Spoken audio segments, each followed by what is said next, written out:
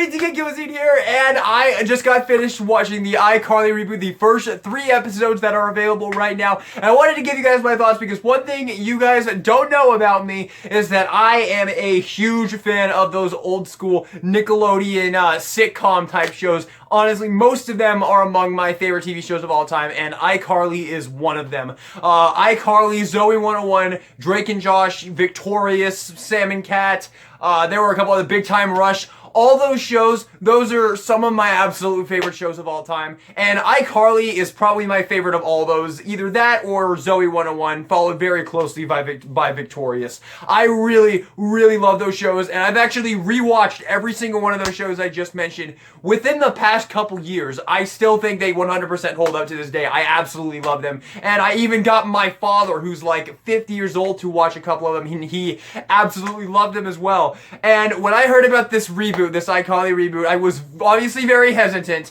but you know, I was absolutely gonna welcome it. I really love iCarly. It was one of those shows that I just loved every single time. Every single time it came on, every single time there was a new episode, I was there to watch it. I've seen the whole show start to finish multiple times, and I just love it. I loved the characters. I fell in love with those characters. I love the world. I loved everything about that show, man. All those shows, I just really loved them. They were a huge part of my life when I was a kid. They were probably some of my favorite shows from my childhood. And I just absolutely freaking loved them. And iCarly is certainly a show that I think does lend itself well to being rebooted in this kind of modern age with more adult-oriented, because obviously most of the iCarly fans are adults now. So, you know, we probably aren't going to want to, you know, if they do remake the show, they probably might want to, you know, make it a little bit more mature and whatnot. And let's just start talking about it, shall we? Let's just start talking about it. So obviously, let's address the elephant in the room, the fact that Jeanette McCurdy did not come back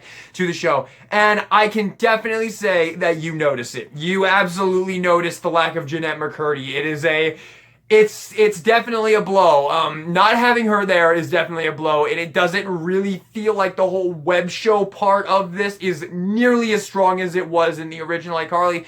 Obviously, because they don't have Sam, they don't have Jeanette McCurdy, and it is really sad that she wouldn't come back. I know she's talked on and on and on about why she won't come back, that she's kind of ashamed of the role, and I really hope she changes her mind and embraces it at some point in the future, because I really loved her as Sam. I loved Jeanette McCurdy was in like all of those shows. She popped up in little episodes of all of those shows. She was in Zoe 101 for an episode. She was in Victorious for an episode. She was a really great actor, and I really hope that maybe someday she will change her mind and embrace those roles, because she was terrific as those characters. And obviously, no, she doesn't have to like those characters, because I don't know, maybe she didn't like what kind of people they are, but she was really great in the role, and she was a role model to a lot of people, myself included. She was a great actress. And it is really sad to me that she that she doesn't really embrace her role at all. Like most of the actors from these shows, I follow most of the actors from all of these shows still to this day, and most of them embrace this role. And clearly, Miranda Cosgrove and Jerry Trainor and Nathan Kress, they absolutely embrace it, because they are our returning cast members. And how are they? How is Miranda Cosgrove, Nathan Kress, and Jerry Trainor? They're all terrific, just as terrific as they were in the original show. I really love Jerry Trainor, dude. That dude just makes everything better. That dude is just the most damn hilarious person ever. He was also, I want to say this real quick, he was in a short-lived show called Wendell and Vinny that I was really into, and it got canceled very fast. It did not have a long runtime, but I enjoyed that show a lot. So I love Jerry Trainor. I think the dude is awesome, and he's pretty damn hilarious in this new show. He might be the best of the 3, but I mean, he was kind of the best of those 3 characters in the original show as well. So there is that as well. Miranda Cosgrove is great. I always love Miranda Cosgrove. I loved her in Drake and Josh. She was briefly in Zoe 101. I loved her in that. I loved her in she was in one other thing, but I can't remember it. School of Rock, she was in that. She was great in that. And then, of course, iCarly, the main one. She was fantastic in the original iCarly, and I think she's really great in the new one as well. There's that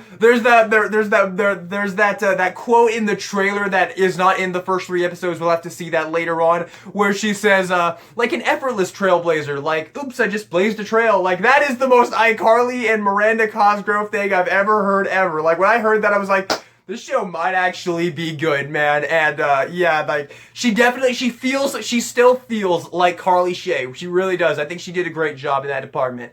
And then Nathan Kress. Nathan Kress is just as great as he was in the original iCarly. I thought he was great in the original. He was, he started out very young, and then he definitely matured along with the show, and he's great as Freddy in both shows. I really love him as the character. And yeah, those are our returning cast members. There are some little ones. They did get Nora to come back. She's in the first 3 episodes a little bit, and that was really great to see her again. If you don't know, Nora was a recurring character in the original iCarly. She was a fucking psychopath, and in the original show, she kidnaps the trio and like forces them to be friends with her. She was a nutcase, and she's briefly in the first 3 episodes, which was really cool. In the trailer, we see Neville, who was a recurring villain of the show, and hopefully we get to see him soon in the next couple episodes. I would absolutely love to see Neville. I love that dude. That actor just absolutely kills it every time. He was briefly in Sam and Cat as well, which was really cool.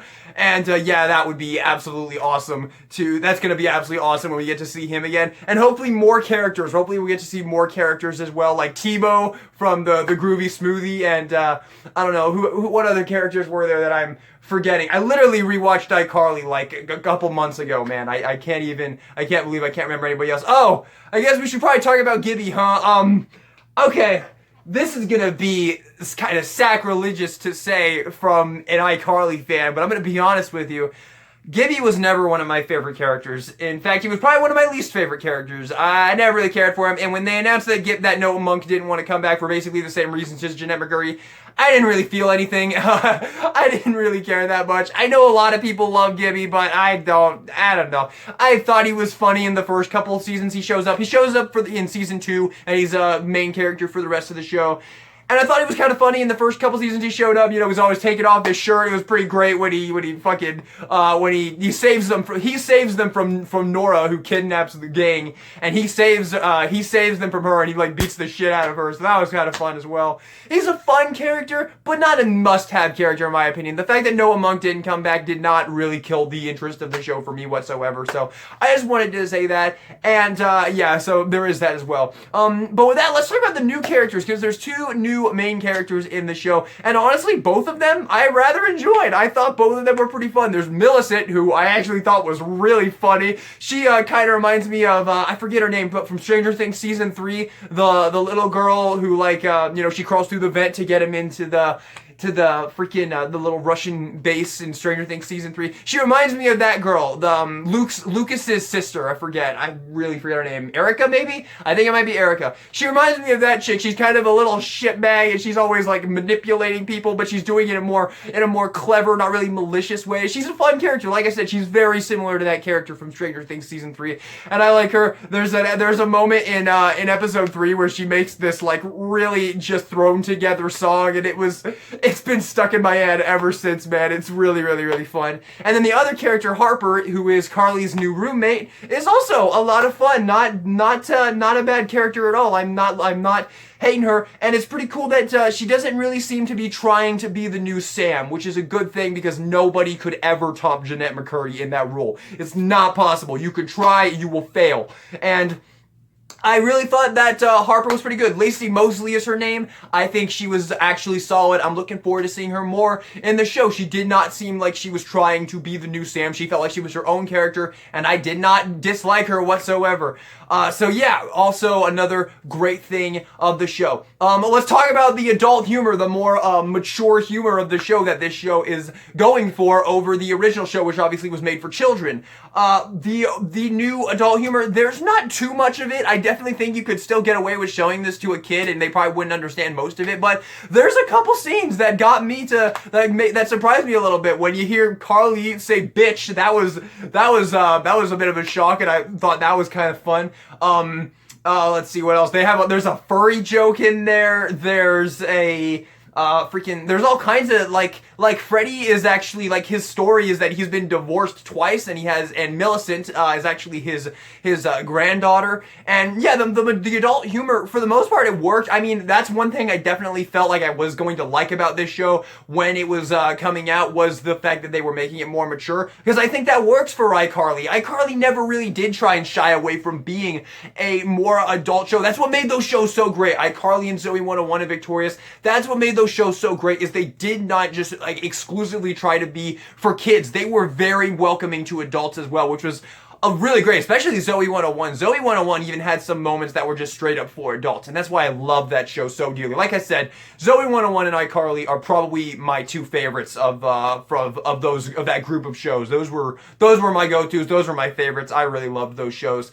And yeah, once again, they never really tried to shy away. I mean, in the very first episode of iCarly, there's a boob joke. It's like the main plot line of that first episode of iCarly is a freaking boob joke. So yeah, they never really did that in the original show, and in this one they really embraced it, obviously, because it's not a show intended for kids. All the iCarly fans are grown up now, so yeah, the adult humor for me worked well. I enjoyed it for the most part. I thought it was funny and entertaining, and yeah. Okay, I want to talk about one thing that there was a couple things about these first 3 episodes that I wasn't 100% feeling, I'm going to be honest with you. One thing that iCarly and all of those original shows really nailed was the way that they created these kind of episodic situations, where they created these minor situations that were never really anything all that major or serious, but they were like Neville fucking with them. Every single time Neville fucks with them, you know, he gets their website away from him and they have to find a way to get it back from him. Just these kind of,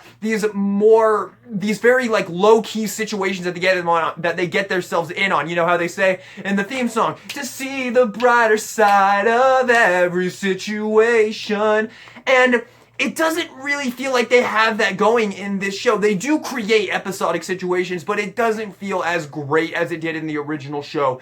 That show was a masterclass in creating those kind of episodic situations of like, they're low-key and they're minor, but they were entertaining to watch because the characters were so entertaining to watch, and it was so entertaining to see how the ways that they came up with to get out of those situations. My favorite episode of iCarly is the episode where she dates Griffin, who was like the bad boy who steals Spencer's bike, and then he turns out he collects little stuffed animal Beanie Babies. That was my favorite episode of the original show. I love that episode so much. And that was like a gold standard for how to create those kind of, that's like the perfect iCarly episode right there. That is the first episode I would show to someone who wants to watch iCarly, is that episode. Because that's exactly what the show was creating these very low-key episodic situations that really were nothing major, but somehow you still really wanted to see how they would overcome it and what the outcome and the result would be. And I gotta be honest, I don't really think that this show has the same gravitas and power that the original show had in creating those kind of episodic situations that you want to see get resolved in the end. So that is one thing I want to say. They do them. Like in the second episode, Carly kind of goes after one of her haters, and she kind of ends up kind of falling in love with him and not really knowing that he's a hater, and then she finds out later. And then they kind of redo something from the original show. One of my favorite episodes of the original show, when she gets, I forget his name, Austin. It was Austin Butler. Austin Butler's character in the original show. He was in that briefly. And there was an episode where she starts going out with him, and he plays a song on the web show, and he's just absolute garbage at singing, and it was one of the funniest fucking moments of the entire show. He just gets on there, he sounds like someone swinging a bag of cats against the wall. And they kind of redo that in the end of episode 2, where the dude has like no talent whatsoever, and you're just like, well, that's not gonna work out. So yeah, there's that as well. It does feel like they are maybe reusing some old things from the show, but I mean, that show was like 6 seasons long, so a whole lot of situations were made up in those in that original show. So obviously, you know, everything, you know, everything is finite in this world. So it's not a huge deal that they're maybe taking some old stuff from the show and maybe doing it in a different way. Not a huge deal, but I did want to point it out as it was something that I noticed while watching the show. But, and also the third episode, there were elements of the third episode that I thought were just a little cringy. I'm not gonna lie to you. basically the whole episode revolves around Carly getting famous off of this meme, and it was kind of fun because it was a meme that Miranda Cosgrove kind of was known for, so they kind of recreated in that, but they really lean in on it, and it becomes the whole focus of the episode, and it goes in places that just make absolutely no sense to me whatsoever, and like, it's a very basic ass meme, and like, they put it on shirts and shit, and honestly, that whole episode was kind of cringy for me. The whole main going forward with that episode, the whole main plot of that third episode was a little cringy for me, and I wanted to say that because I did notice that while watching it. But yeah, that's I think that's my final thing I wanted to say about this show, guys. Overall, as a huge iCarly fan, we are talking huge iCarly fan. I love this show more than some of my family members, dude. The original show. What does a huge iCarly fan think of this new reboot? I think it's honestly pretty decent, and I'm very much looking forward to continuing it. I can't wait for the next episode to come out. I'm very much looking forward to seeing what happens with the rest of our characters. I can't wait to see Neville again. I can't wait to see where all that goes, because that clip in the trailer was very weird. Neville, like, presses like a remote or something. He looks like he's all like actually like a super villain. Like, I'm super excited for that, because Neville was always one of the most entertaining villains of the show. So there you go, everybody. Let me know what you think. Are you a huge iCarly fan? Leave your thoughts in the comment section down below. And what do you think, if you are, of the new iCarly show? Do you love it? Do you hate it? Do you think it's absolute? There's no point in doing this without Sam or Gibby. Leave all your thoughts in the comment section down below. Let me know what you thought of my thoughts and my video. Give me a like and subscribe for more videos in the future. I will be making a full video on every single time a new episode comes out, but once the whole show wraps up, I might end up doing another review at the end of it. I'll probably post my thoughts on the episodes as they come on my community tab if you're interested in that. So yeah, I'll probably do that. I'll probably throw them in my community tab, just like little posts after I've seen the episode. So there you go. Thank you all so much for watching this video, and this is Deacon Guillotine signing out. Leave it all to me.